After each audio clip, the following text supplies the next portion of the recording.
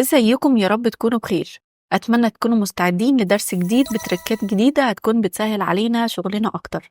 طيب بكل اختصار تعالوا نعرف مع بعض ايه تركية النهاردة او ايه موضوع درس النهاردة، وهو انه ازاي بعرف ان الفيديو اللي موجود على السيكونس بتاعي هو ده البداية الفعلية بتاعته ودي النهاية الفعلية بتاعته. يعني ايه؟ يعني الفيديو مش مقصوص منه حاجة ولا في البداية ولا في النهاية.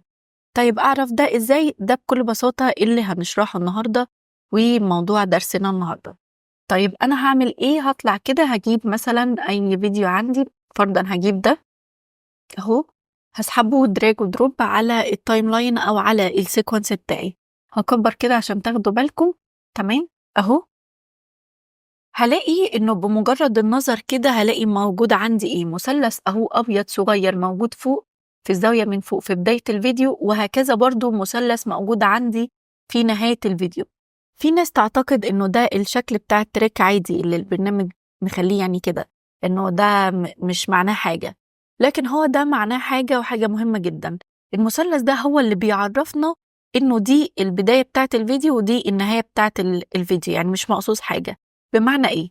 بمجرد ما بلاقي المثلث ده الصغير ده موجود في نهاية الفيديو يبقى دي النهاية فعلا بتاعة الفيديو، يعني معنى كده إن أنا ما قصيتش حاجة.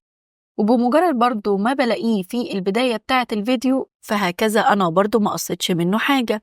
طيب تعالوا نجرب كده ونشوف لو أنا قصيت أو شلت جزء من النهاية أو من البداية ده هيخلي المثلث يتشيل. طيب تعالوا نطبق ده عملي عشان تتأكدوا إن الكلام مظبوط وفعلا هيحصل معايا العكس. طيب أهو، شايفين بمجرد ما قصيت جزء من النهاية المثلث اختفى. ليه؟ لأنه المثلث ده معناه إنه مش مقصوص حاجة، فأنا دلوقتي قصيت جزء من النهاية فبالتالي وطبيعي جدا إنه هو هيتشيل.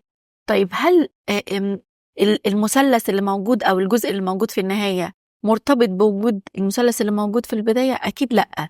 هو بس كل الفكرة إنه أنا عشان قصة في النهاية جزء فبالتالي المثلث اتشيل، لكن في البداية دي البداية يعني الفعلية بتاعت الفيديو مش قصة منه حاجة أو مش شايلة منه حاجة.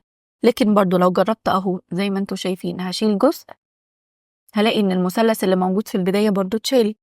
فبالتالي دي أهمية المثلث الصغير اللي موجود عندي من فوق.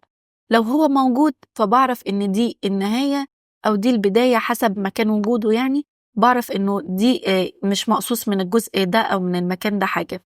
لكن بمجرد ما بقص جزء أو بشيل جزء من الجزء أو من الناحية دي بلاقي على طول في الطرف ده، أو يعني مثلا شلت جزء في النهاية هلاقي على طول إن المثلث ده اتشال من النهاية وهكذا في بداية الفيديو. أتمنى تكونوا استفدتوا، ده موضوع درسنا النهاردة.